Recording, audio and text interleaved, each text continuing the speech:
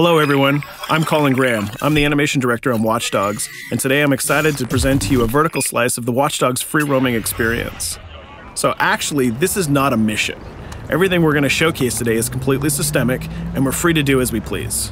We start off in the wards, the low-income district of our interpretation of Chicago. When creating the world of Watch Dogs, we wanted to stay true to the city and give a unique flavor to each and every neighborhood, not only in terms of the architecture, but also in terms of the people that you'll encounter and what is happening in their day-to-day lives. In the wards, you'll see working-class citizens, rusty cars, gang members, abandoned houses, and low-grade pawn shops. It's really not the kind of place that you're going to want to be alone after dark. Nowadays, modern cities are increasingly managed by software, controlling traffic lights, electricity grids, and surveillance systems. In our version of Chicago, this management software is called CTOS, or the Central Operating System. The CTOS controls everything in the city, and it was created by the Bloom Corporation. Since the CTOS has been installed in Chicago, people get to work faster, the crime rate has dropped, and the communication networks are now more accessible and stable than they ever were before. It goes without saying that if everything is connected, somebody able to take over the system would be extremely powerful. At this point in the game, we don't have control over this district's CTOS system. The icons that you see over people's head mean that we cannot hack into their mobile devices at the moment. We need to find the CTOS control center, install a backdoor virus into the system to take control over all of the infrastructure in this district.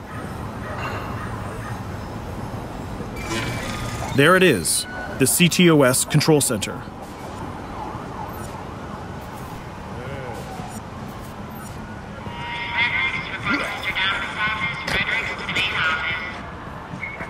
Watch it. You're walking someplace you got no business. It's heavily guarded. Let's see if we can find the server access codes from a distance.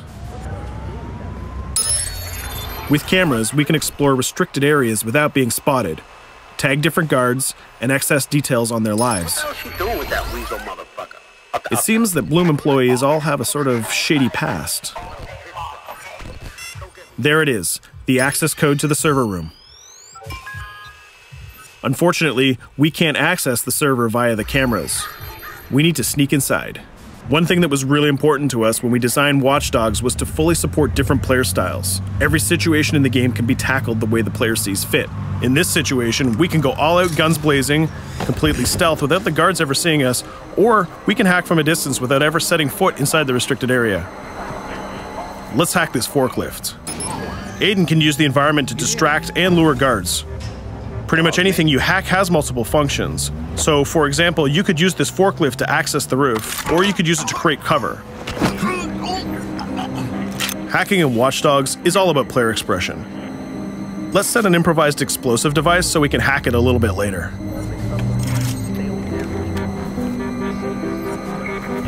You'll also notice Aiden's low-profile stance. This indicates when the guards are unaware of our presence. We'll try to reach the upper level of the building to see if we can gain a vantage point over our opponents. Everything in the environment can be hacked, so we're going to make some dynamic cover. That's how you spend a day off. Some quality beat. We'll use this forklift to lure the guard towards our IED that we set earlier. Let's see how this plan unfolds. You're working them on.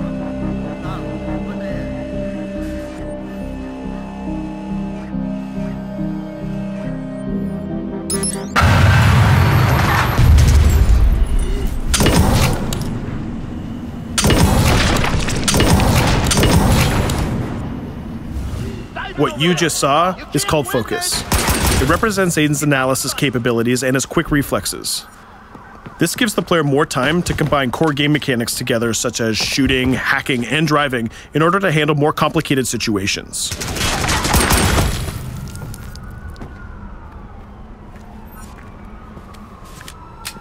Now we can access that control room.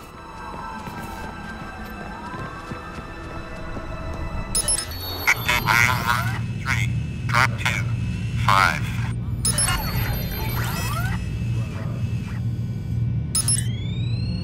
Now we'll be able to hack all of the devices connected to the CTOS within the districts. Thousands of cameras, traffic lights, the electricity grid, and most importantly, all of the citizen information profiles. We can also benefit from the Chicago Police Department Crime Prediction System, which uses facial and pattern recognition to spot potential criminals or potential victims. Since this is a pretty rough neighborhood, I'm pretty sure we're going to stumble on some suspected criminal activity pretty soon. And there it is. The system just pushed an alert of a potential crime. We can see the system trying to triangulate the location on our minimap. Take note, this isn't a mission. This can happen anywhere at any time. We've just spotted a potential victim. It's always up to the player if he wants to investigate or not, to take action or not. So let's see how this turns out. Yeah, you're right. Could I just...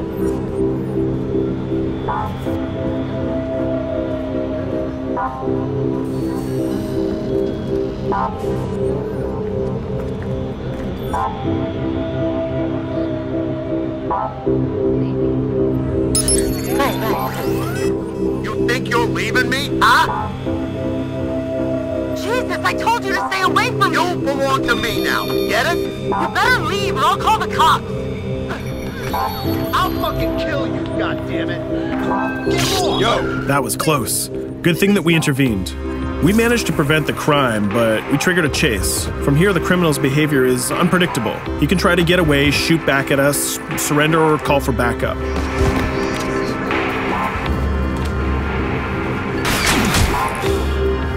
It seems like he decided to get away by car. Let's chase him down. In Watch Dogs, we have a wide variety of vehicles. Each one of them has their own unique properties and handling. Let's see how we can use the CTOS to our advantage to neutralize this criminal and leave the cops to deal with him later.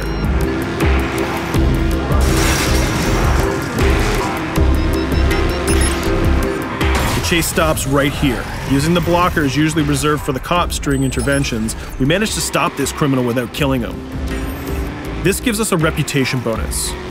This system is at the core of the Watch Dogs experience.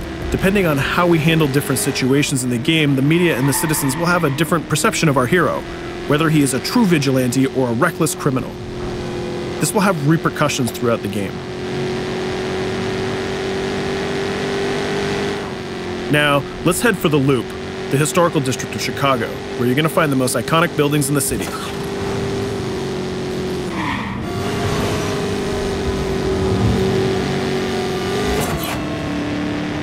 We're going to go to a gun shop to see what arsenal is available for players. The economy is a big part of Watch Dogs. Players will be able to grow their arsenal with weapons and craft their tools in order to increase their power and their hacking abilities.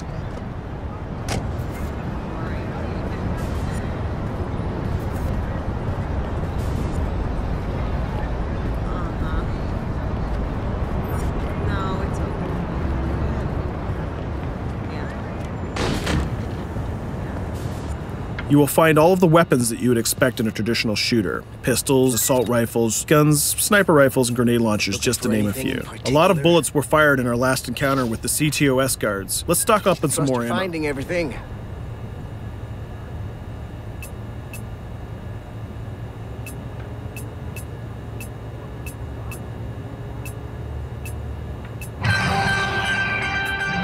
As we mentioned earlier, the media keep track of your actions and the citizens are going to react according to the perception that they have of you. Here, the media is reporting a crime in which you are the #1 suspect. The gun shop owner recognized you and decided to trigger a silent alarm to notify the police. Copy that. Possible wanted suspect presumed armed and dangerous. Police are now trying to locate the source of the threat using the surveillance system in the city, represented by the yellow circles on the minimap. Come in, PH3.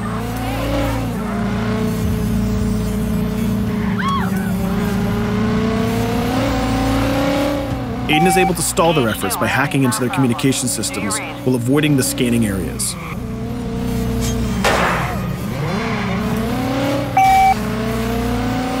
PH units, do you copy?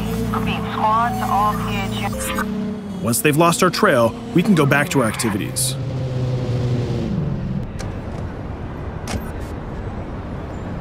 One thing that Bloom did to win over the population of Chicago with the CTOS project was to install free Wi-Fi hotspots throughout the city. Free Wi-Fi is cool, but not very safe with someone like Aiden Pierce around. Hacking into this box is going to give us access to every device that's connected to it. So let's see where that brings us.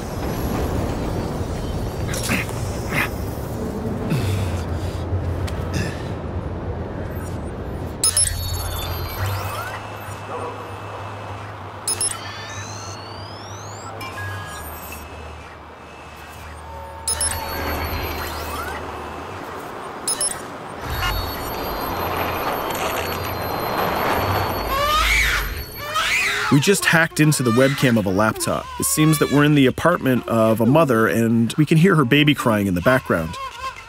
Her bank information is in her mobile phone sitting right there on the table in front of us. It's totally up to the player whether we decide to steal it or not. Of course, this won't affect our reputation because nobody can witness this action. Just like in real life, nothing is totally black or white, but rather many shades of gray. This is exactly the situation where we want the player to question his own morality.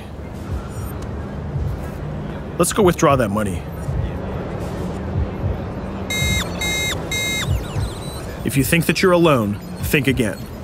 Aiden is not the only hacker in town. Someone's trying to install a backdoor virus on Aiden's phone in order to steal a portion of the information that he's gathered through the game so far. First, we're gonna have to reach the area where the signal is coming from.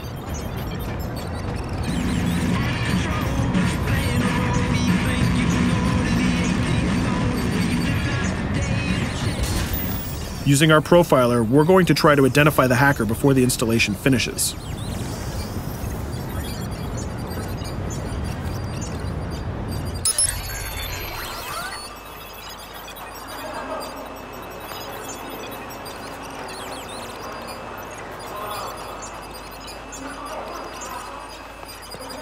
There he is. In Watch Dogs, things aren't always what they seem to be. This is actually another player that seamlessly came into our single-player experience. Let's not let him get away with this. We're going to teach this guy a lesson.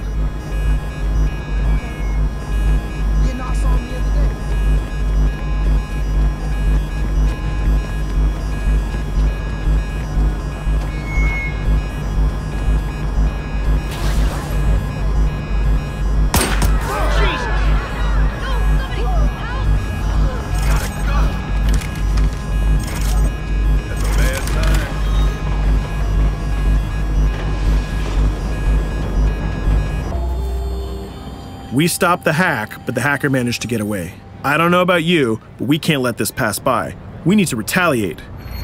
Using the grid, let's see if we can find that second player. There he is. Let's enter his game seamlessly.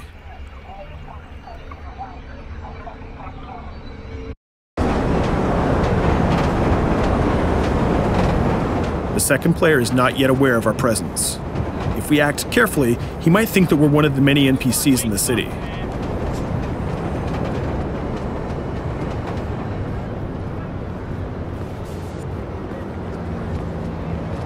What was that?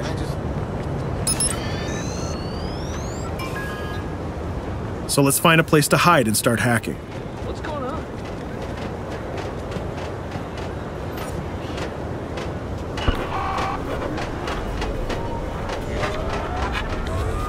The second player has just been alerted that a breach has occurred on his phone. He's trying to find us using his profiler.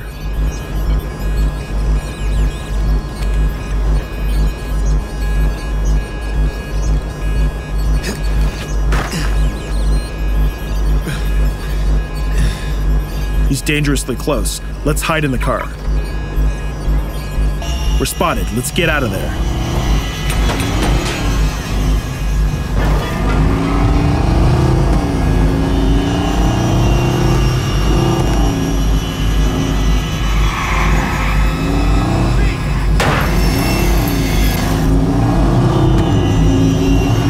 Let's set up an ambush right here.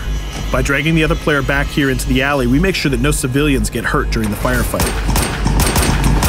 We didn't succeed in hacking the second player, but we did get a little bit of revenge. So that's what we have time for today. We hope you enjoyed our quick gameplay session. Stay tuned for more about Watch Dogs.